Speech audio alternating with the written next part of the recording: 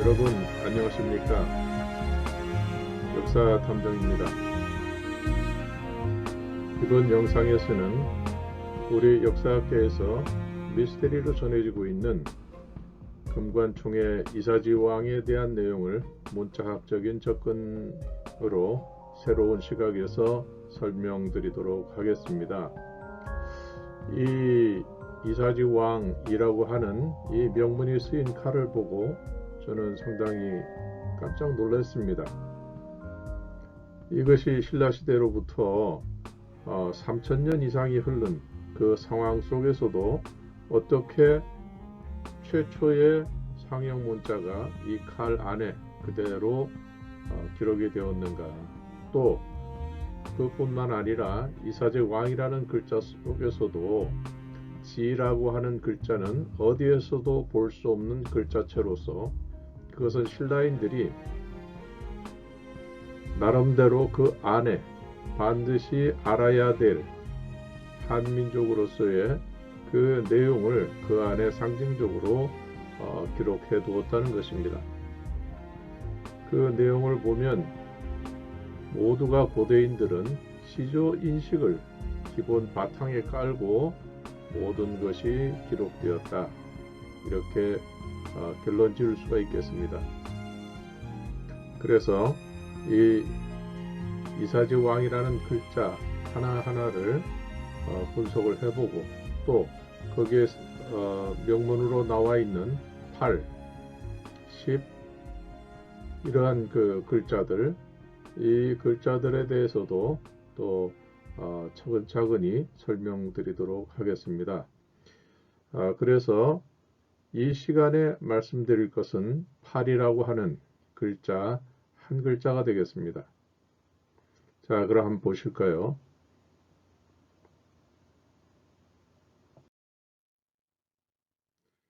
자, 여기 일단 우리 눈에 익숙하게 익히기 위해서 이 금관총에서 발견된 두 자루의 그 칼, 그것을 한번 전면으로 보시도록 하겠습니다.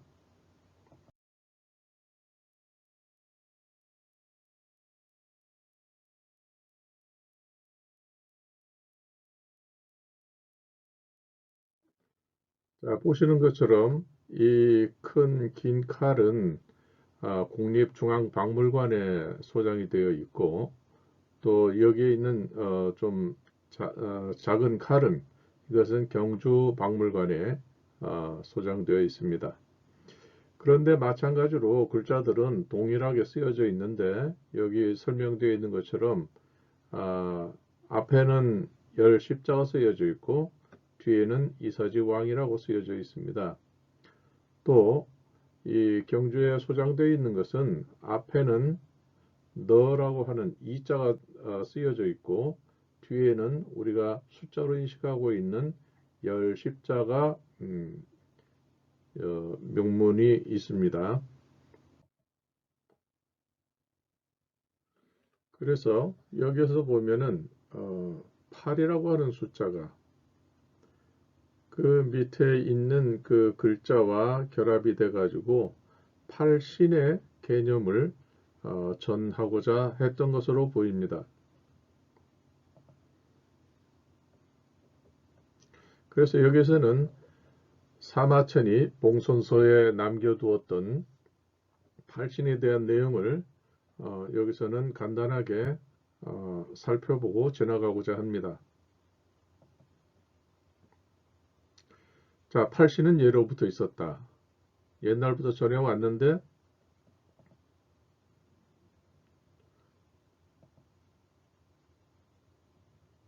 혹자는 이르기를 제나라 태공이 이래에 만들어졌다고 한다. 다시 말하면은 팔신은 예로부터 있었는데 그것이 기원을 알게 된 것은 상한선이 제나라 강태공 때라는 얘기가 되겠습니다.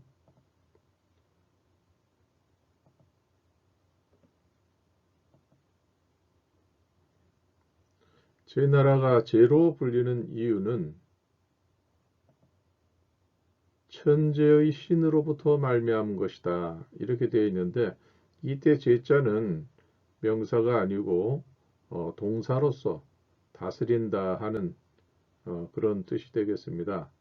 그래서 천재의 신이라고 하는 것은 여기에서는 명사로서 배꼽제로 해석을 했는가는 모르겠지만 이 본 그 뜻으로 보면 하나님이 다스렸기 때문에 이런 뜻이 되겠죠. 그래서 이것을 천재의 신 이렇게 하면 너무나 막연한 해석이 되기 때문에 하나님이 다스렸기 때문에 제 나라가 죄로 불리웠다 이렇게 설명하는 것이 옳다고 봅니다. 이것은 산해경에 나왔던 산동과 바레만 일대에 그 고조선이 있었다고 하는 그 기록이 있습니다. 거기에 보면 천독 이래 되어 있었죠. 그래서 그것을 제가 설명을 드렸는데 그 천독이라고 하는 것 역시 다스린다는 뜻입니다. 즉 천재와 천독은 같은 뜻인데 이것을 문자를 달리했을 뿐입니다. 그렇기 때문에 제 나라가 죄로 불리는 것은 고조선 당시 산해경에 나왔던 그것처럼 천독, 즉 하나님이 다스린 것이기 때문에 제 나라를 다스릴 제자로 쓴다는 것입니다.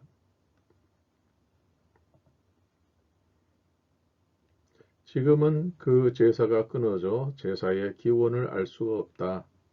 그러면 결국은 팔신의 기원은 아주 오랜 옛날부터 아득한 옛날부터 있었지만 그것을 중간에 끊어졌기 때문에 그것이 그 새롭게 시작된 그 시기는 강태공 이래 만들어졌다고 전한다. 즉 강태공 이전에도 이 팔신에 대한 그 제사가 있었다. 그러나 중간에 끊어졌기 때문에 그 정확한 최초의 기원은 알 수가 없다. 이런 뜻이 되겠습니다. 이처럼 팔신은 예로부터 있었던 것인데 제나라 가운데 제자가 된 것은 하나님이 그곳에서 다스렸기 때문이다. 즉 산동이 하나님이 다스렸던 도읍지가 된다.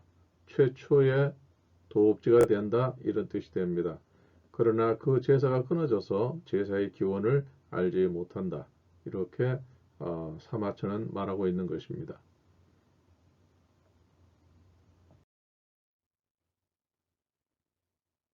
그러면서 다음과 같이 팔신에 대한 8신에 대해서 이렇게 설명을 하고 있습니다. 첫째는 천주, 하늘의 주인, 하나님. 첫째는 천주, 하나님이 다스렸던 지에서 제사를 지낸다. 둘째는 지주, 땅의 하나님이죠. 태산과 양보산에서 지낸다. 셋째는 병주, 병주는 군사입니다. 그래서 군신으로 알려져 있는 치우에게 제사를 지낸다. 치는 동평육의 감향에 있는데 그곳은 제나라 서쪽 변경에 위치하고 있다. 넷째는 음주, 삼산에서 제사를 지낸다. 다섯째는 양주, 이거는 태양할 때 양, 밝음의 근원, 이 양주라고 하는데 지부산에서 제사를 지낸다. 여섯 번째는 월주라고 하는데 매산에서 제사를 지낸다. 일곱 번째는 일주, 자, 해의 신이 되겠습니다. 일주로서 성산에서 제사를 지낸다. 그래서 요 일주에 대해서 이것은 별도로 설명을 이전 영상에서 드린 바가 있습니다. 그래서 일주는 성산에서 제사를 지내는데 그곳은 가파르게 바다로 들어가니까 탁 트인 전경이 나타나면서 해돋이를 볼 수가 있기 때문입니다. 그래서 성산은 가파르게 바다로 들어가며 제나라 북쪽 모퉁이에 위치하여 해돋이를 볼 수가 있다고 말한다. 이렇게 기록을 한 것입니다. 그러면 마지막 여덟째는 사시주라고 하며 낭야에서 제사를 지낸다. 이렇게 설명을 하고 있습니다. 이런 여덟 신, 즉 생사, 화복, 길흉 이것을 주관하는 나름대로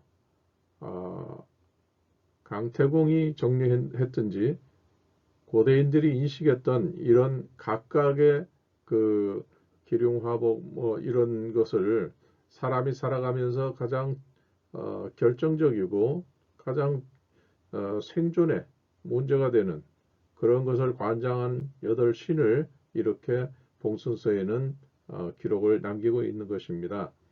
그래서 이 여덟 신을 나름대로 그 성격을 정리를 해 보았습니다. 다음과 같이 나타나는데요. 앞에 나온 여덟 신, 천주, 지주, 병주, 양주, 음주, 일주, 월주, 사시주 이렇게 되어 있는데 이것을 자세히 보면 천주, 양주, 일주 이것은 다 같은 뜻입니다. 왜냐하면은 이 천이라고 하는 것은 허신의 설문해자에서 큰 대자와 해가 결합된 글자라는 것이죠. 그러니까 큰 해라는 뜻입니다. 그러니까 해는 하나밖에 없는데 크고 작은 것이 있을 수가 없으나 우리 선조들의 인식 속에서는 사람을 해님에 비유했기 때문에 최초의 시조, 그분은 가장 큰 해고 그 다음에 자손들은 작은 해가 되는 것입니다. 이분에게 태어났기 때문에 이분의 자손으로서 작은 해가 되는 것입니다. 그리고 양은 태양이고 하기 때문에 큰 해님처럼 이 양을 주관하는 그러한 그 신이니까 천이나 양이나 같은 겁니다. 또 이것은 해 일자니까 결국은 같은 것을 글자를 달리해서 이렇게 표현한 것 뿐입니다. 또 마찬가지로 지주, 땅의 주인, 천지 하듯이 이게 상대적인 개념을 갖고 있죠. 그래서 이것은 지주, 땅을 여자에 비유를 하고 있습니다. 여성에 비유합니다. 그래서 이것은 또 음주라고도 하고 해의 상대적인 달이 있기 때문에 월주라고 이렇게 됩니다. 그렇기 때문에 결국은 팔신 중에서 6가지의 신은 결국 그 대상이 해와 달이 되는 것입니다. 결국 두 분, 토템으로 나타나는 이 두 분을 이렇게 토템으로 나타나는 이 두 분을 이렇게 그 아까 8신이라는 8가지 신의 숫자를 맞추기 위해서 이렇게 부득이 이렇게 6개로 그 세분한 것입니다. 그러나 실제는 이분에게 해당되는 것이고 이건 햇님에게 해당되는 것이죠. 또 그러면 나머지 둘은 병주. 병주는 군대를 주관하는 신이죠. 군사를 주관하는 신. 그건 뭡니까? 국가의 가장 중요한 대사, 국지대사는 제사와 군대라고 했습니다. 그렇기 때문에 이 부분은 제사 분야가 되는 것이고 요건 군대에 관한 것이 됩니다. 그 다음에 사시주가 있습니다. 사계절을 각각의 계절마다 이렇게 시제를 지내는데 이것은 일상 속에서도 뭐 농사라든지 여러 가지 생산을 해내는 활동 속에서 평시에도 이것을 잘 생활할 수 있도록 그렇게 좋은 결과를 내주게 해주기를 바라는 그런 마음에서 아마 이 사시주가 이렇게 나오게 된 것 같습니다. 그러니까 결국은 이것은 제사의 대상이라 할지라도 해와 달 두 분이 모든 것을 관장한다. 이렇게 볼 수가 있는 것입니다. 그러니까 팔신이라고 하는 말이 여덟이기 때문에 이 숫자를 맞추기 위해서 아마도 강태공이 했다면 궁여지책으로 이렇게 8가지의 신을 만들어냈을 것 같습니다.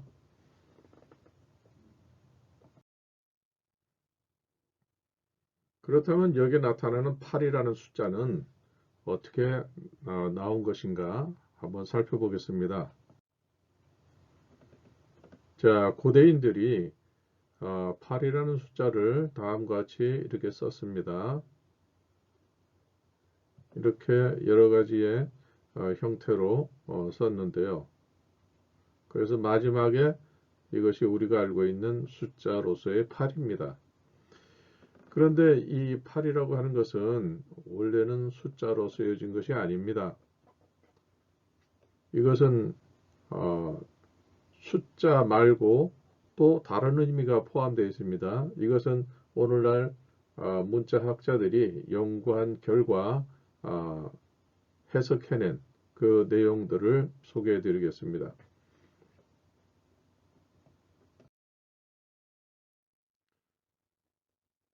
자, 이것은 이사지 왕이라고 하는 금문이 쓰여진 것인데요. 앞에서 보신 그 8처럼 여기서도 이렇게 쓰여져 있습니다.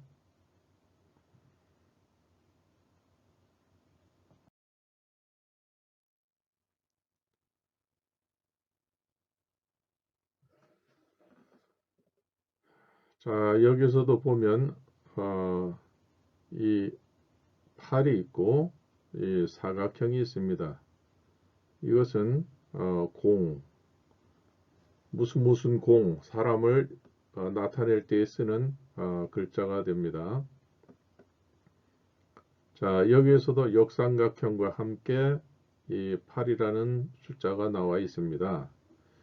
그래서 오늘날 문자학자들이 연구한 결과에 의하면 8은 숫자 8도 있지만 또 다른 것은 특별히 구별된 인물, 중요한 인물, 또 선택된 인물, 그래서 어떤 상징적인 의미를 갖는 그러한 사람에 대해서 또 혹은 중요한 제사물품이라든지 이런 것처럼 아주 그 소중하게 관리를 해야 되는 그러한 의미가 있습니다. 그래서 이 팔은 나눈다, 나눈다, 그러니까 구별한다.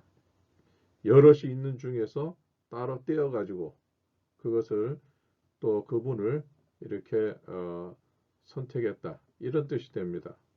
그래서 팔은 나눈다는 것이 되고 또 특별히 이렇게 떼어놓는다. 이런 뜻이 됩니다. 그래서 팔은 특별히 구별된 인물이나 사물을 가리킨다. 이 좌측, 이것은 금문이 새겨진 청동 기물을 만들어 드린다는 내용이다. 그러니까 은공작, 포, 존, 이 해가지고 은공이 이 명문이 새겨진 청동기를 만들어서 드린다, 바친다 이런 뜻이 되겠습니다. 그래서 여기에서는 공의 8은 숫자 8이 아니라 중요한 인물로서 선정되고 그 시대에 활동을 했던 그러한 어떤 그 큰 인물임을 알 수가 있는 것입니다. 마찬가지로 이 역삼각형 이것도 단순한 도형이 아니라 어떤 의미가 있는 그 사람이 이렇게 팔자로 되어 있는, 그러니까 옛날에는 이 팔이 나눌 분자의 시작이라고 보기도 합니다. 그래서 이 역삼각형을 따로 이렇게 분리해서 특별히 이렇게 섬기든지 또 제사를 지내든지 하여튼 그런 특별한 어떤 상징적인 뜻을 갖고 있습니다. 자, 그러면 한번 보실까요? 여기에 보면 요거는 신이라는 글자입니다. 우리가 알고 있는 이 보일 시자에 이 신이 되어 있는데 이 보일 시자가 붙은 것은 이 글자 다음에 나타나는데 이것은 한나라 때에 사용됩니다. 그러므로 이것은 적어도 한나라 이전의 글자라는 것을 알 수가 있죠. 그래서 여기에 보면 이건 책봉한다 할 때 책입니다. 너를 어디에 책봉한다. 그러니까 이 신이라는 이분을 특별히 어떤 상징적이고 존중되는 자리로 이렇게 인정한다. 이런 뜻이 됩니다. 그래서 여기에서 보면 8 그리고 신 이렇게 되어 있지만 어디로 봐도 8이라는 숫자로서의 의미는 해석할 수가 없습니다. 여기서도 보면 여기에 이것과 같은 글자인데요. 여기에서 보면 이 8, 분리한다, 특별히 선택했다 이런 뜻인데 이 신자가 있고 이 신자 납신입니다. 납신. 같은 글자인데 여기서도 8이라는 것이 있고 납신이 있습니다.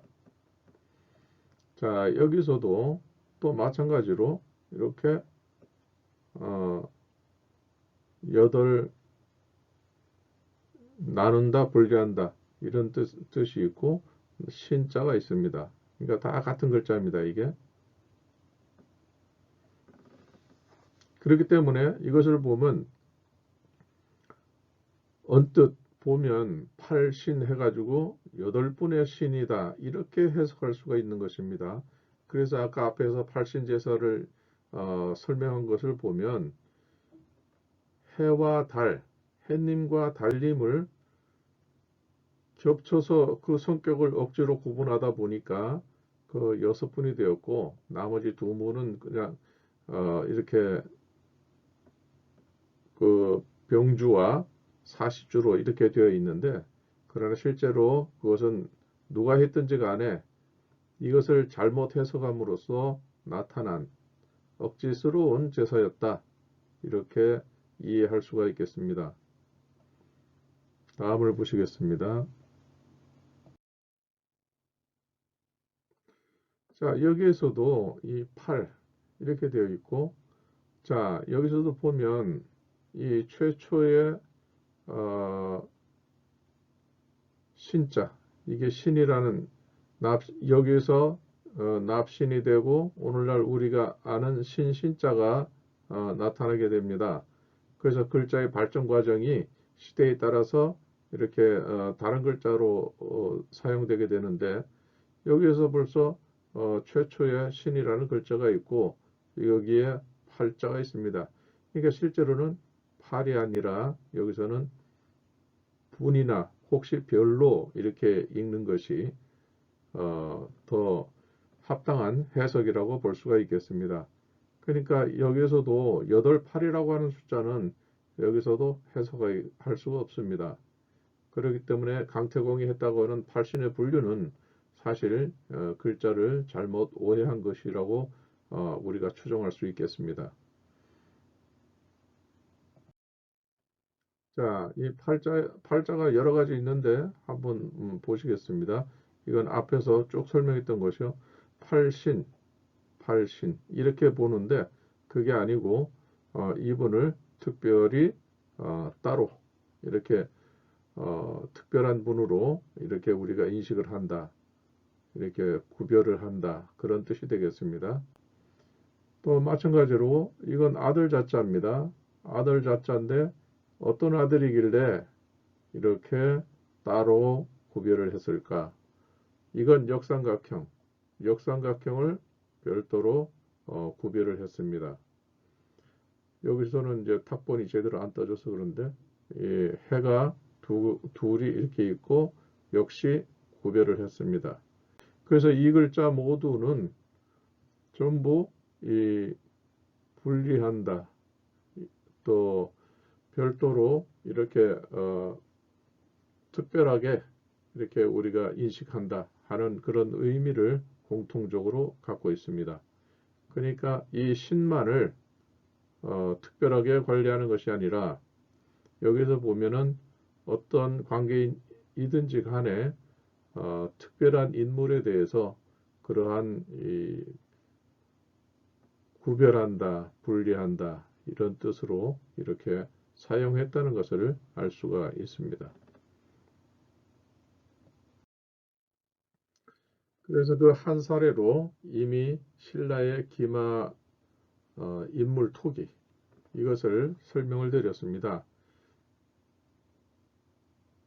이 신라 사람들은 사국시대의 신라 사람들은 대체로 진나라와 한나라의 그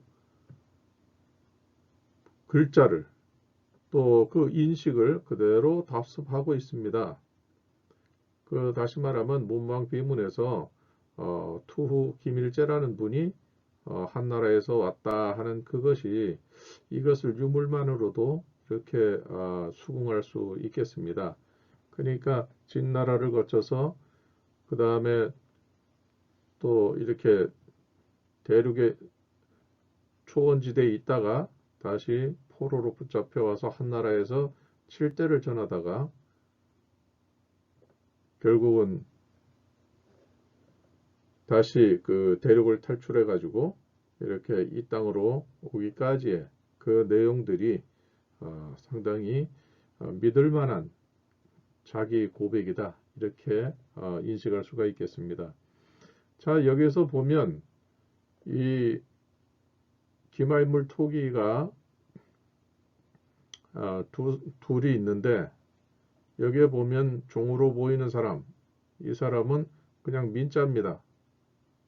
그러나 여기 주인으로 보이는 이 사람은 여기에 장식이 있습니다.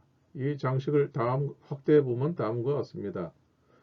여기에 보면 둥그런 것과 이미 대문구 문화 토기에 있는 그 문자의 최초의 상형 문자의 그 예를 보면 이것이 알과 불꽃의 형태가 합쳐져 있다. 다시 말하면 천주 이것을 읽을 수가 있겠습니다. 그래서 이 숫자가 하나, 둘, 셋, 넷, 다섯, 여섯, 일곱, 여덟 해가지고 이것을 인식을 했지만은 결국은 아까 앞에 있었던 팔신이라고 하는 것을 8번으로 숫자 8로 인식을 했다는 것을 알 수가 있습니다. 그렇기 때문에 이러한 그 8개의 이러한 그 장식은 결국은 강태공이 잘못 해석함으로써 그 후대에 계속 그대로 이렇게 이어지게 된 것입니다. 본래는 두 분이죠. 팔신이 아니고 이신으로서 해석을 해야 맞는 것인데 강태공이 해석을 해서 이제까지 여기까지 이렇게 신라 사람까지 그런 인식으로 이런 유물을 남겼다. 이렇게 평가할 수 있겠습니다. 여기에 각각 이것은 다 똑같이 둥그런 알, 해와 이 불꽃 이것이 합쳐진 것입니다. 그래서 이것은 결국 제천지윤 하나님께 제사드리는 맛종선 이러한 개념이 이 안에 들어 있습니다.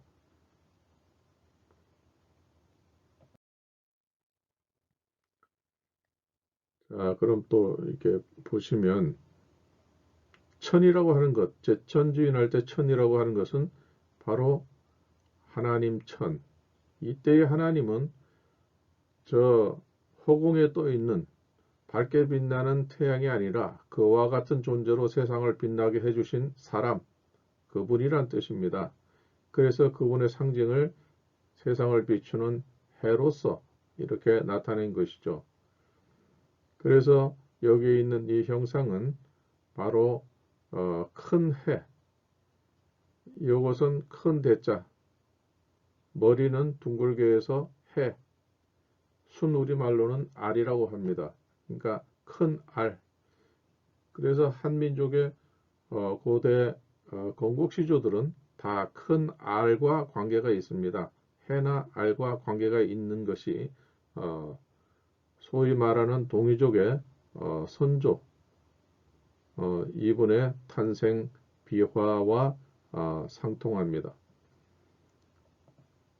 자, 그래서 이 큰 해가 되는 이분의 해와 또 이분의 상징이 되는 불꽃 이것이 합쳐져서 이렇게 튀어나온 이러한 형상으로 됐다는 것을 설명하고 있습니다.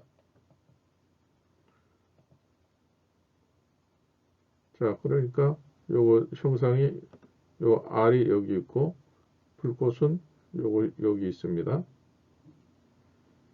8개가 다 그리되어 있습니다.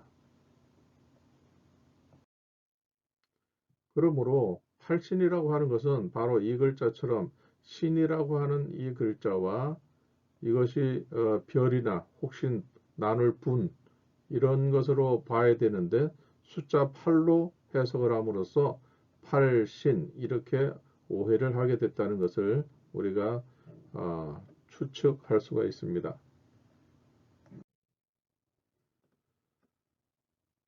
자, 그래서 천주는 8신 중 으뜸으로서 태산에서 제사를 드린다 이렇게 되어 있고요. 이것은 기존의 해석을 보면 팔신작 부사 우리는 기라고 읽죠. 부사이 해가지고 이 신이 아버지 사씨를 위해서 이 금문이 새겨진 청동기물을 드린다, 만들어 드린다 이런 뜻이 됩니다. 그래서 여기 아까 말씀드린 것처럼 팔은 본래 나눈다는 동사였는데 은시대 이후 차용해서 숫자 8이 되었다. 거기에 칼도를 더해서 이 팔에다가 칼이란 뜻으로 도자를 더해서 나눈다, 분리한다의 뜻을 분명히 하면 팔과 분으로 나누어 이렇게 구별하게 되었다. 그래서 이 팔로 잘못 인식한 그 내용은 나누다, 구별하다, 분리하다 이런 뜻이 있고 숫자로서는 8, 두 가지의 의미를 가지고 우리가 문맥으로 이해를 해야 되겠다 하는 그 내용을 썼습니다. 신은 아버지 사실을 위해서 청동기물을 만들어 바친다. 그렇기 때문에 8이라고 하는 것은 숫자 8이 될 수도 있고 또 이렇게 특별히 기억하거나 어떤 상당한 상징성이 있는 그런 분을 이렇게 별도로 인식한다. 이런 뜻으로 두 가지 중에서 선택해서 해석을 해야 될 것 같습니다. 그래서 결론을 내리자면 팔은 원래 나눈다, 구별한다는 동사였지만 은나라 이후에 칼을 더한 팔에다가 칼을 더해서 분이라고 이렇게 해서 그 뜻을 보다 명확히 했고 숫자 8과 분은 두 가지의 뜻을 갖고 각각 달리 쓰이게 되었다. 그러니까 은나라 이후에는 숫자 8과 분 두 가지로 별도로 이렇게 사용하게 되었다. 이런 뜻이 되겠습니다. 이후 8은 숫자 의미로 사용되었으나 단독으로 표현할 경우 숫자가 아닌 분, 별의 의미로 사용한 것으로 그렇게 추정된다. 이것은 제 얘기가 아니고 이것은 문자 학자들이 여러 가지 사례를 검토한 결과 나온 결론입니다. 그러므로 은나라 이전의 고대 문자는 분의 뜻이며 팔씨는 다른 인물과는 구별된 특별한 존재라는 뜻으로 해석될 수 있다.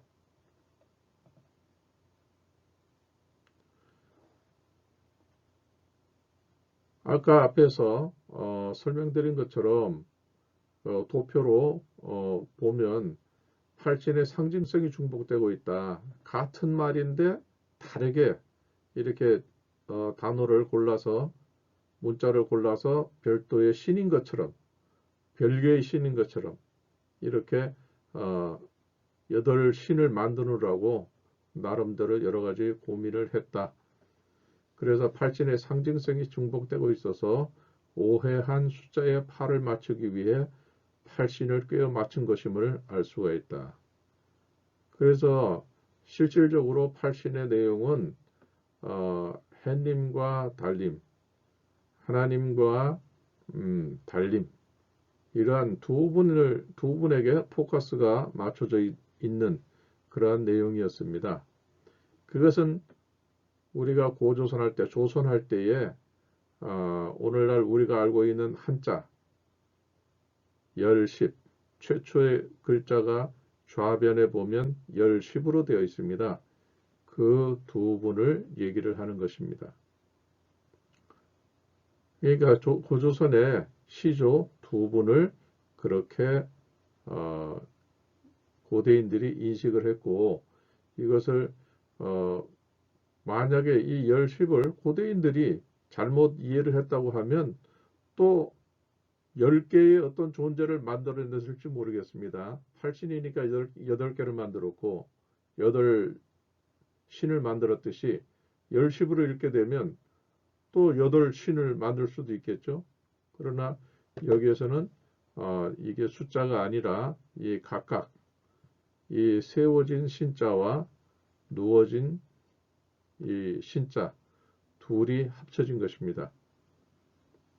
그래서 고조선이 열리게 되는 최초의 신 두 분을 이 조선이라고 하는 글자 안에 담고 있는 것입니다.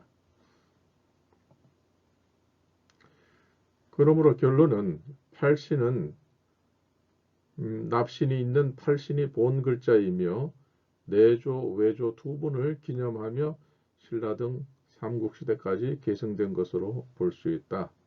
이렇게 되어 있습니다. 이건 잘못됐는데 사국시대라고 해야 되겠군요. 가야가 빠진 것 같아요.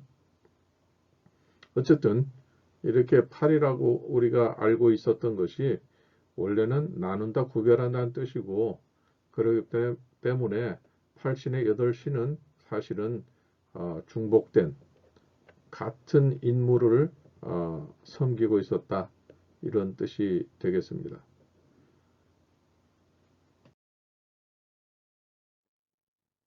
그리고 여기 이 영상에 이제까지 사용된 이사지 왕도, 거기에 새겨진 명문의 이미지는 모두 국립중앙박물관이 제공하는 테마전 도록, 금관총과 이사지 왕 PDF 파일 중에서 인용을 했습니다. 그래서 이것이 이 영상을 만들어 가는데 많은 도움이 되었어요. 그래서 이런 사용자를 위해서 자료를 공개한 박물관 측의 배려에 깊은 감사를 드리고, 혹 영상을 보시면서 이 자료가 필요하신 분들은 국립중앙박물관 홈페이지에서 다운받으실 수 있습니다. 그리고 제가 별도로 이 영상을 소개하는 그 설명란에 바로 갈 수 있는 링크를 달아 놓겠습니다. 이상으로 이 영상의 설명을 마치도록 하겠습니다. 고맙습니다.